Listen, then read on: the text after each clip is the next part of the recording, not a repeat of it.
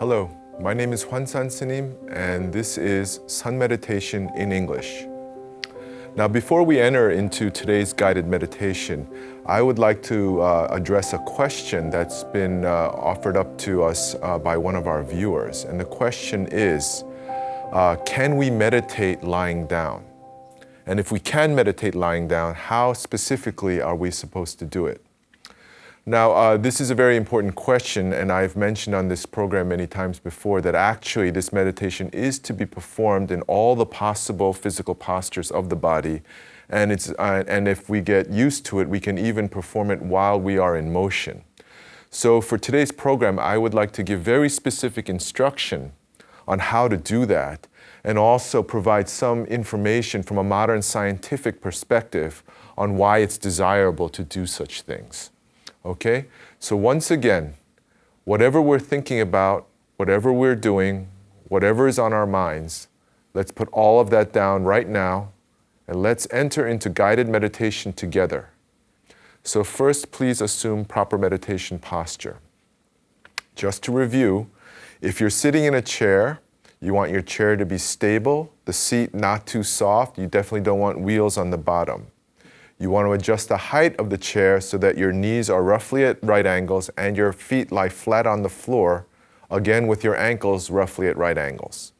If you sit this way, then your upper body will be able to hold the traditional meditation posture for seated meditation.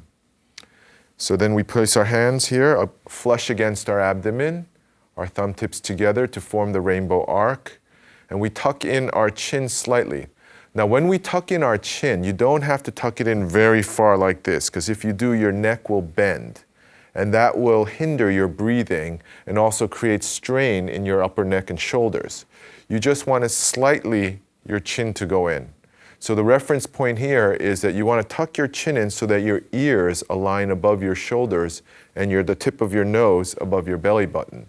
When you do that, you will extend your spine to its maximum length, and your gaze will naturally fall on the floor roughly 10 feet or 3 meters in front of you. Okay, so these are the reference points for our physical posture.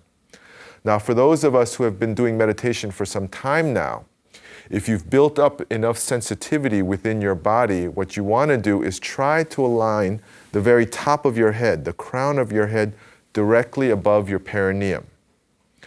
In order to do this, you'll have to make very slight micro adjustments. But when you find sort of that sweet spot in your spinal alignment, what you will find usually is a surge of energy that you can feel within your body, and your body will feel very light and easy to hold up, and this posture won't feel so burdensome anymore. Now we take the tip of our tongue and place it against the roof of our mouth. Now, in the past, I've explained from a traditional Asian spiritual tradition perspective, this tongue position is considered to facilitate the flow of energy through our bodies. However, from a modern scientific perspective, when we press our tongue against the roof of our mouth, we activate stabilizing muscles in our neck, which makes it easier to hold our head up for long periods of time in this position. So whether you look at it from the old school Asian point of view or from the modern scientific point of view, all of these elements make sense, and really we need to be very precise and meticulous in hitting all the reference points of this posture. So now why don't we enter into preparation breathing? So together we inhale through the nose, together inhale, fill our chest, hold, and then exhale completely through our mouth.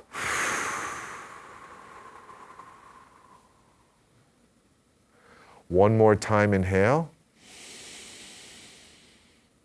Hold. Then exhale through the mouth.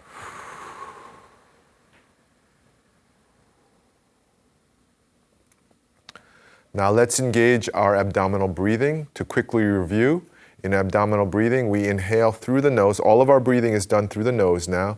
We inhale through the nose for roughly 2 to 3 seconds, very slowly, very gently, and at the same time we push out our lower belly, as if the air is going down and filling our abdomen. And then when our belly feels comfortably full, we hold for 2 to 3 seconds.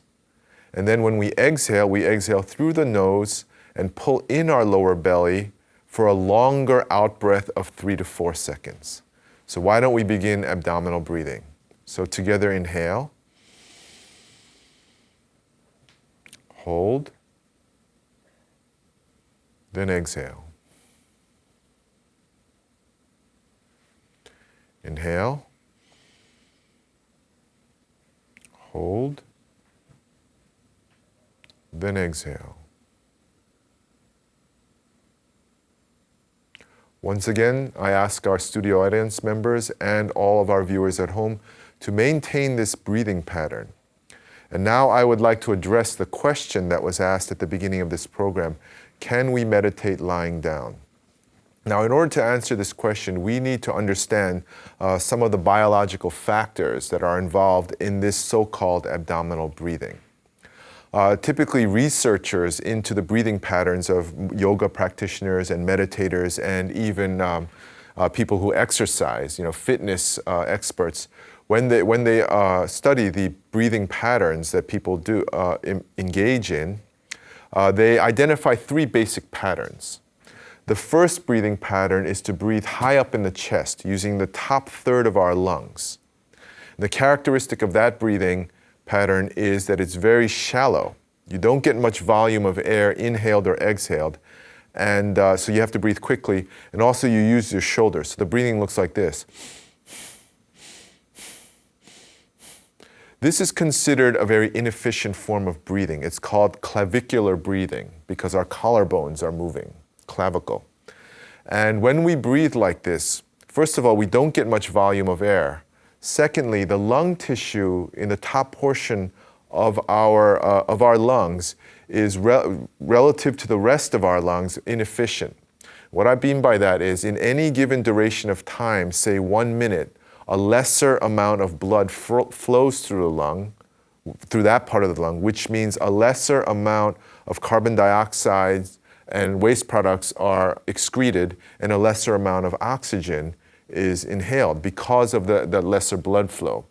On average, it's estimated that about 0.1 liter passes through that portion of the lungs per minute. So 1/10 of a liter is what's going through at any given minute.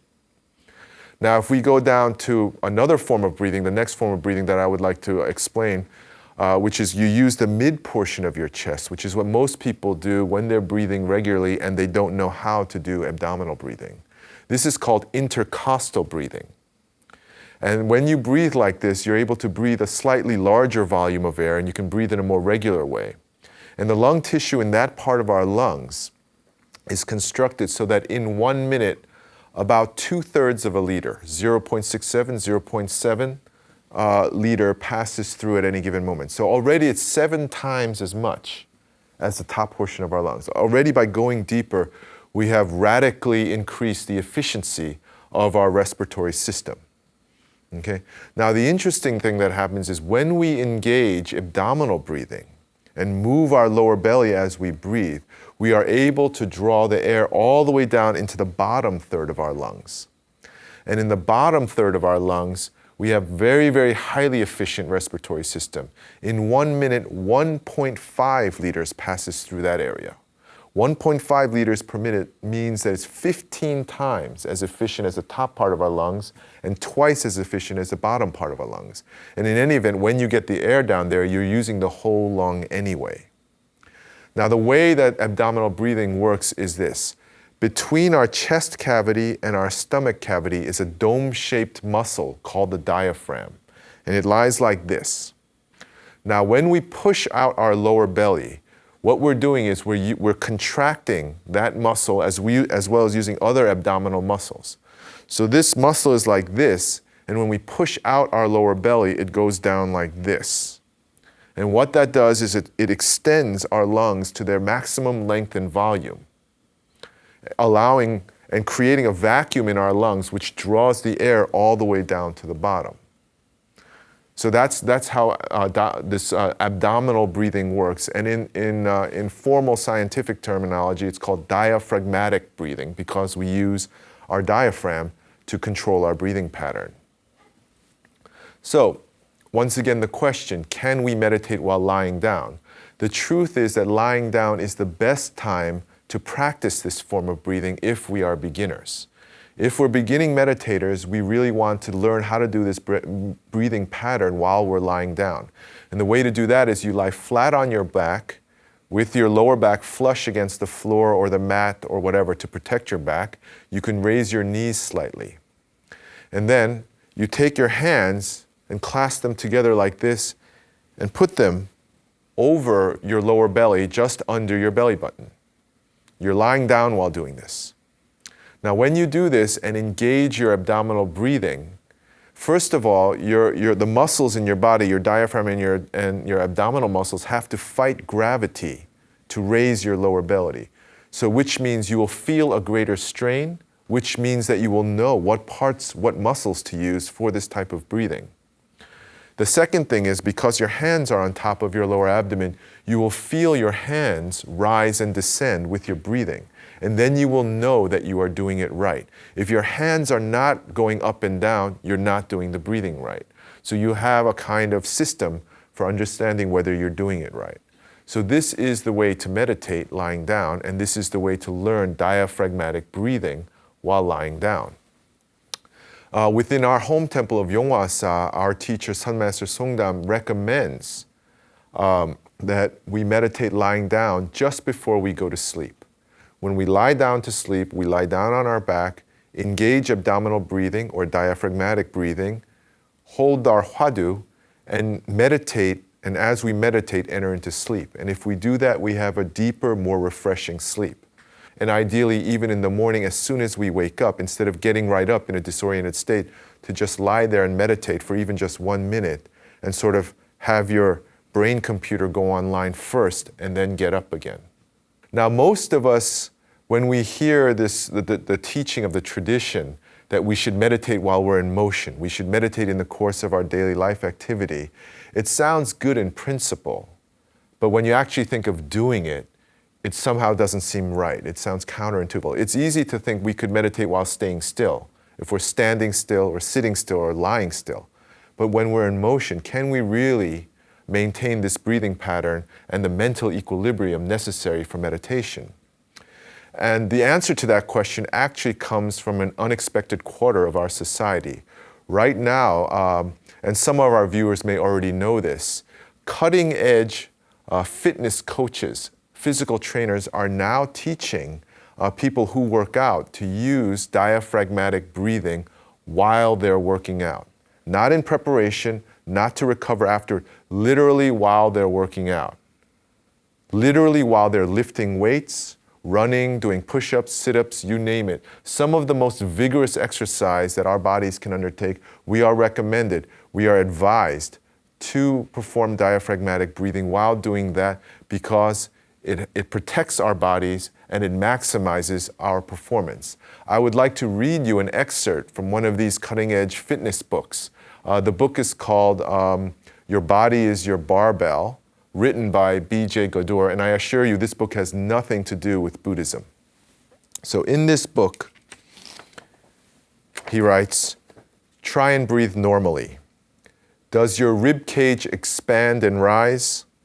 Are your shoulder blades rising toward your ears? That's chest breathing, and it will put your back and shoulders at risk of injuries.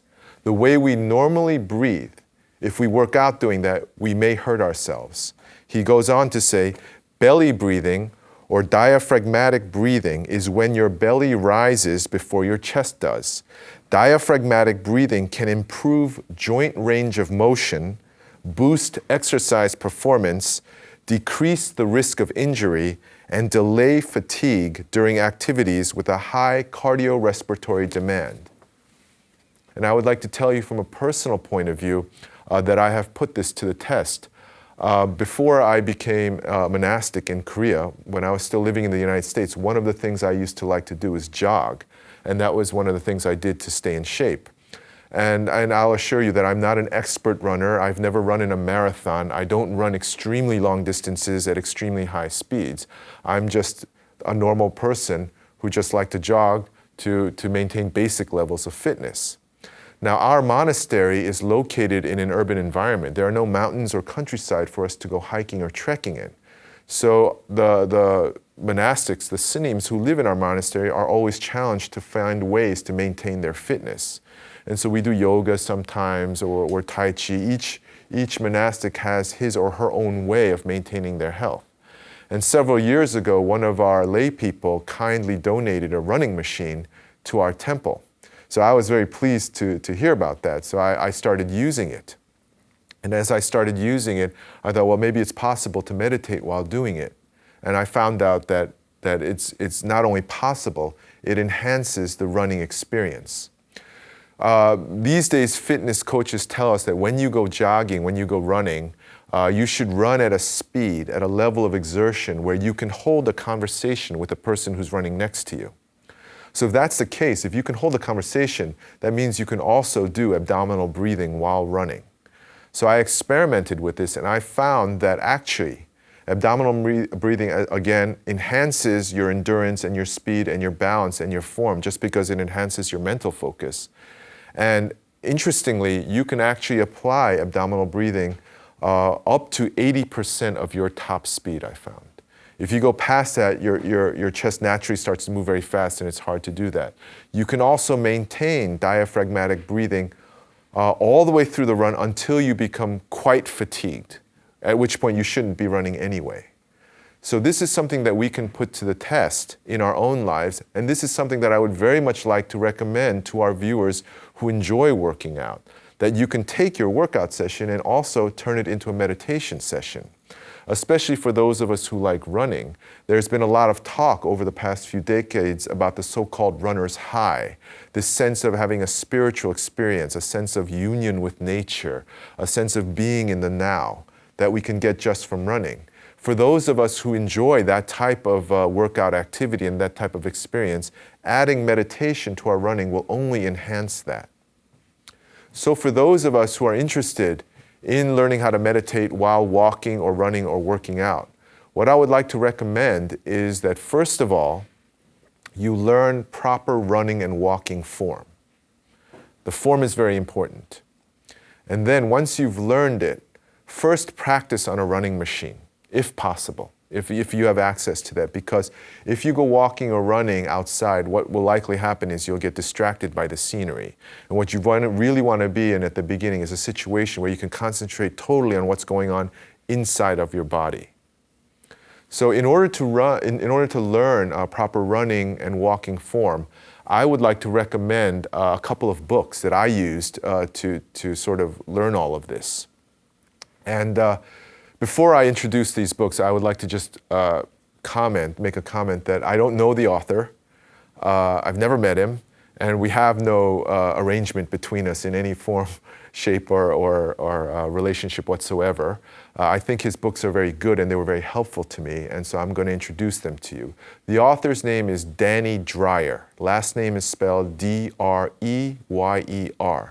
The name of the book, there are two books. The name of the first book is called Chi Running. That's Chi, C-H-I, as in the kind of energy that flows through our body. And the second book is called Chi Walking. And what's interesting about these books and what makes them so compatible with meditation is that the author, who apparently engages in marathons and ultramarathons, incorporated stepping and postural techniques from the Taoist tradition, specifically from Tai Chi. So it fits in the way the spine is held, the way concentration is maintained through the running or walking process as described in that book, fits well with the kind of meditation that we're introducing on this program. So this is something that I would like to encourage all of you to do. If you're going to incorporate meditation into your exercise routine, learn proper form and technique first, because you're going to be very confused trying to coordinate all these different breathing and movements all at the same time. So that's my recommendation for today. And why don't we take a break here, and when we get back, we'll continue with today's program.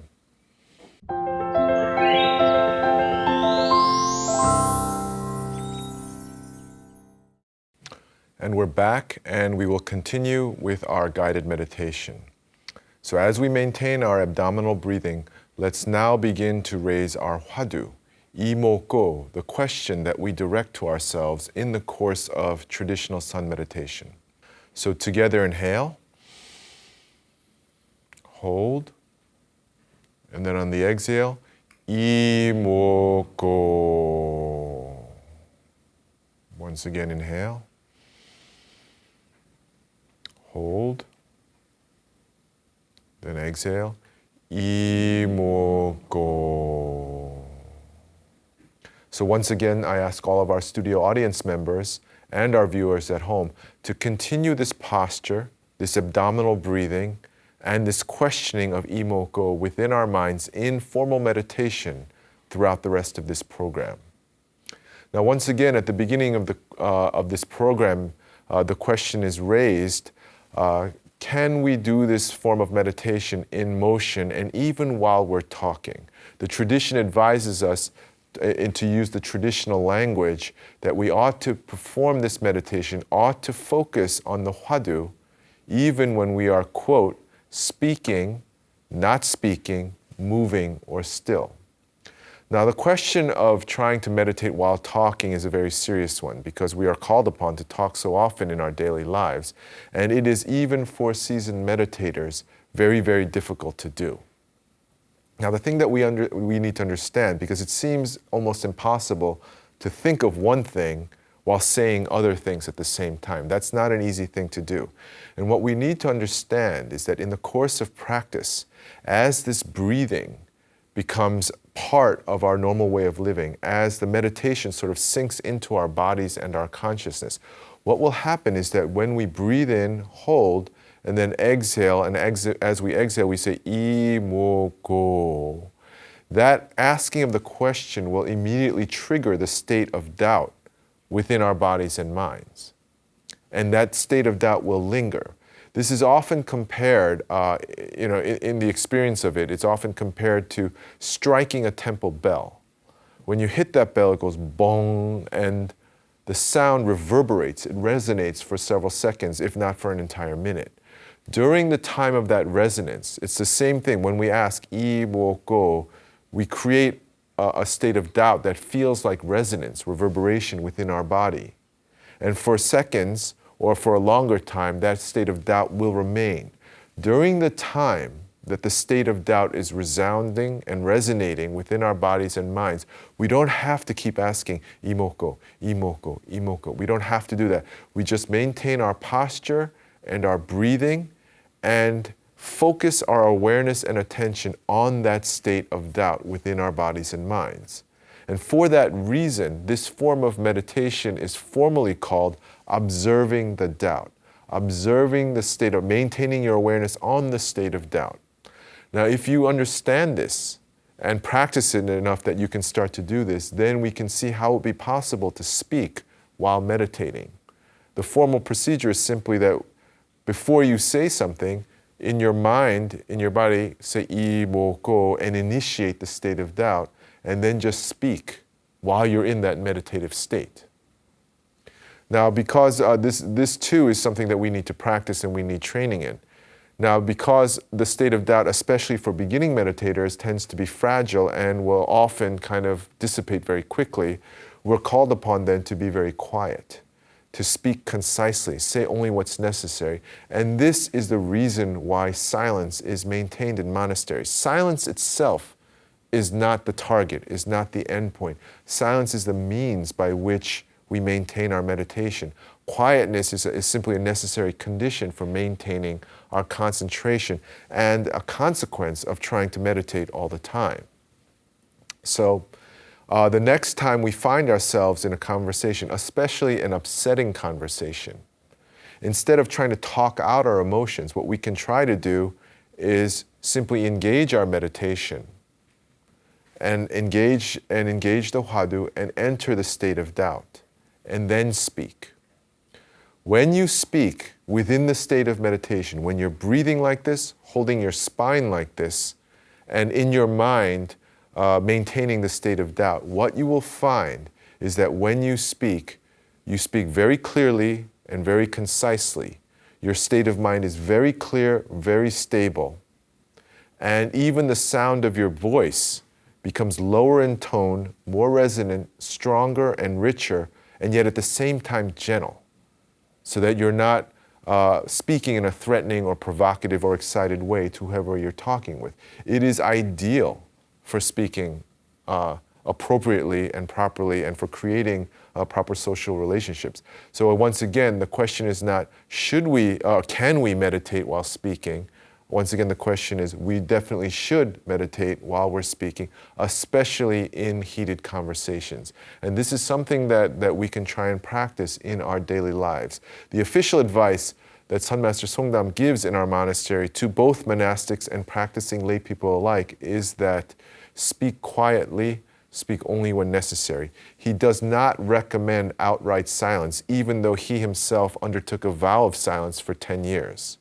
When you formally take a vow like that, according to him, it creates a whole other host of problems because you're kind of not following, you're unable to follow the normal routines of a social organization.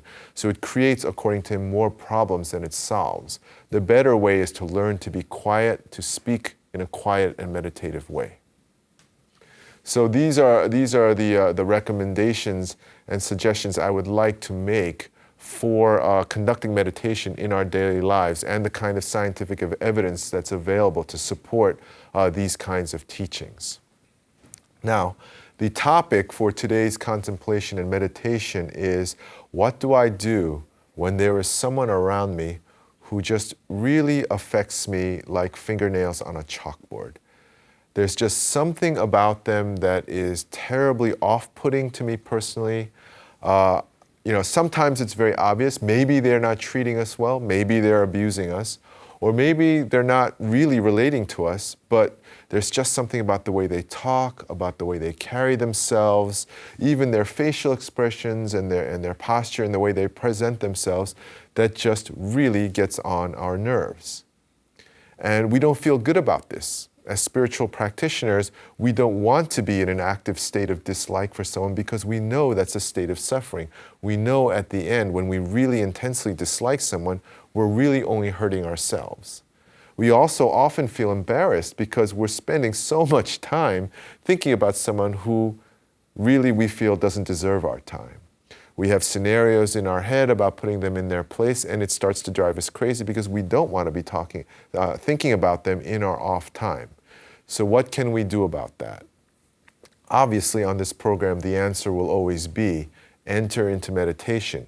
When you feel these feelings, when you think these thoughts, these negative thoughts and feelings about this person, these negative narratives and movies in our head that starts to play, obviously enter into meditation. Okay? But in addition to that, I would like to offer some very interesting and radical teachings that the Sun Buddhist tradition has taught over time. And the first one is this. Typically, we think of ourselves as living within the space of an objectively existing external universe that surrounds us. But within the Sun Buddhist tradition, the understanding of our relationship to the universe is quite different. According to Sun Master Songdam, what appears to be a separately existing universe that surrounds us on all sides is actually a vast, endless mirror. And this mirror reflects our true form back to us. And the way that works is this. Our thoughts, our feelings, our mental activities are emissions from our consciousness which go out and strike this great mirror. And all of that is reflected back to us as the sights that our eyes see, the sounds that our ears hear, the odors that our nose smells, the sensations that our body feels. What we take to be an independently existing other universe that is not me is actually the reflection of me. So if I see beauty in the universe, it is my own form reflected back to me, beautiful aspects of myself. If I see ugliness in the universe, then it is ugly aspects of myself reflected back to me. Formally speaking, it is our karma, the sum total accumulation of our negative and positive thoughts, memories, feelings, etc., that are stored in our consciousness, reflected back to us.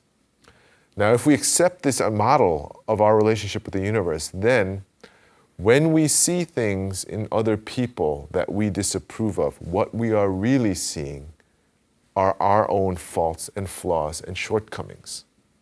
Now, often in modern society, we hear that, well, when you don't like someone, it's because they have something that you have that you don't want to admit that you have, that they reflect back to you or they remind you of a shortcoming or flaw or fault that you have that you really don't want to admit is within you. It's sort of like that idea, but expanded to a much greater degree. Now, if the faults and flaws that we see in others is merely the reflection of the contents of our own minds, it follows that even their speech and behavior is a reflection of our own speech and behavior. Now, Sun Master Songdam tells us rather amusingly in his Dharma speeches that if you saw someone standing in front of a mirror, addressing his or her own reflection, getting mad at that reflection, yelling at it, screaming at it, insulting it, threatening it, being offended by the reflection of his own hostile image, then we would have to think that that person has some problems, has some mental problems, and has an infirm grasp on reality. But he tells us that when we look at somebody else and find them to be particularly off-putting, particularly offensive, and get very, very upset about that, we are exactly like that person standing in the mirror, getting upset by their own image. So, if we accept that this is the situation, then the question becomes, how are we to behave? How are we to act in this universe that reflects back to us our own form? And what the tradition tells us is, of course, that in every situation we meet, especially social situation, where we find that we feel like we're being harmed or put upon or presumed upon or intruded upon, that what we need to know is that the flaw of the other person, the mistake of the other person, the poor behavior of the other person is all mine. And if that is the case, then the only way to respond is through meditation, is to hold the hwadu and enter into the breathing. This is a radical teaching that is counterintuitive to how we think we should behave in society. If someone treats you badly, just do imoko. If someone treats you well, still just do imoko, because they are merely shadows and reflections of ourselves. Now, the question that's inevitably raised is that, well, that's something that maybe a monastic could do, who has renounced all, conventional social relations. But what about us who live in normal society, who have responsibilities, who may be taking care of families, or who may be leading teams of employees, or whatever? We can't just drop everything and enter into meditation every time something happens. What about us? And Sun Master Songdam offers the practical advice that in those kind of circumstances, what you do is you enter into meditation, and then you do what's necessary to protect yourself or to rectify the situation. And he warns us that the one thing that you don't want to do is to act in anger or to act for revenge or payback. So this is the practical way of dealing with situations where you feel intense antipathy toward another person. What's very intriguing, though, however, in this tradition is that if you get to a certain level of meditative experience, Sun Master Songdam tells us that you can encounter someone who is deliberately trying to offend and provoke and hurt you even, really trying to leave a scar, psychologically speaking, on you. And when they come at you like that in this very hostile, provocative way, if you have been meditating long enough, you can enter into this so-called state of no mind. Now, no mind doesn't mean that you're mindless. What it means is that your mind is completely calm and empty and untroubled. And you do not react in any way whatsoever to the provocations.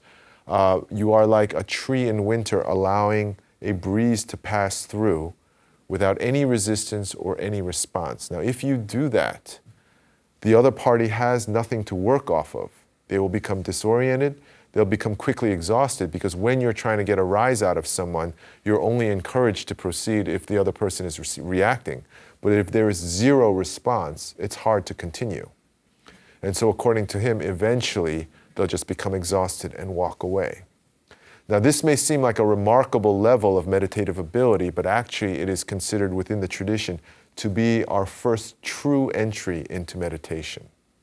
It is the beginning level of meditation. Now, just to put that into context, the only person that I have ever met in the last 25 years of my monastic life who could pull this off was my own teacher, Sun Master Songdam. I was never able to meet anyone else who seemed to be able to do that.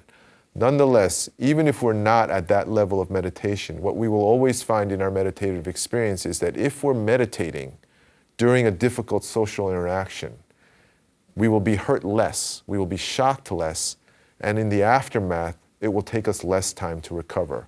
So I believe this alone is enough. This benefit alone is enough to undertake meditation, even if you're not interested in the greater religious and spiritual ramifications. Generally speaking, because of this relationship that we have with the universe, where the universe is a giant mirror that reflects us back to ourselves, according to the tradition, the only reason why we don't get everything that we wish for is because we have a layer of karma. The shadow of karma obstructs, the cloud carver of karma obstructs our natural luminosity and our natural spiritual power. Meditation acts to transform that karma, to cleanse it. To put it in the most precise terms, it reconverts it to its original form and nature as part of our Buddha nature. And when that happens, our inner clarity, our inner luminosity is released.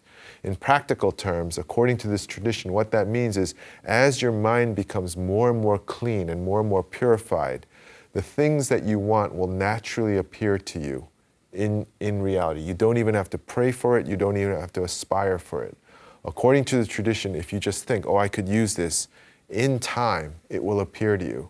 This form of teaching exists in all religious traditions around the world. In Christianity, it is famously taught in the form, ask and you will receive. But the idea is that a state of very high mental clarity and purity will allow these things to happen. And as we meditate, the tradition promises us that right now we may be, obstructed or troubled by people that we find off-putting.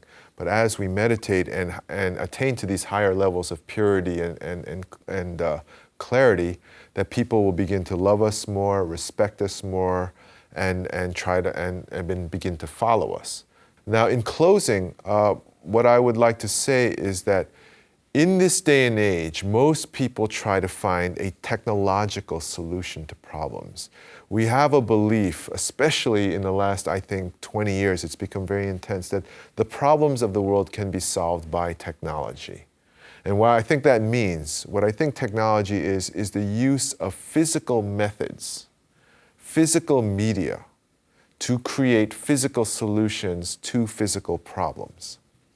So we will use physical methods to create the desired set of physical circumstances, whether it be, say, a faster, more powerful computer, or a car that can run on alternative fuels, or a greater yield of pest and disease-resistant crops. So this is the way it works, and often from the Buddhist perspective, when we look at that approach to problem solving, what it looks like is a dog chasing its own tail.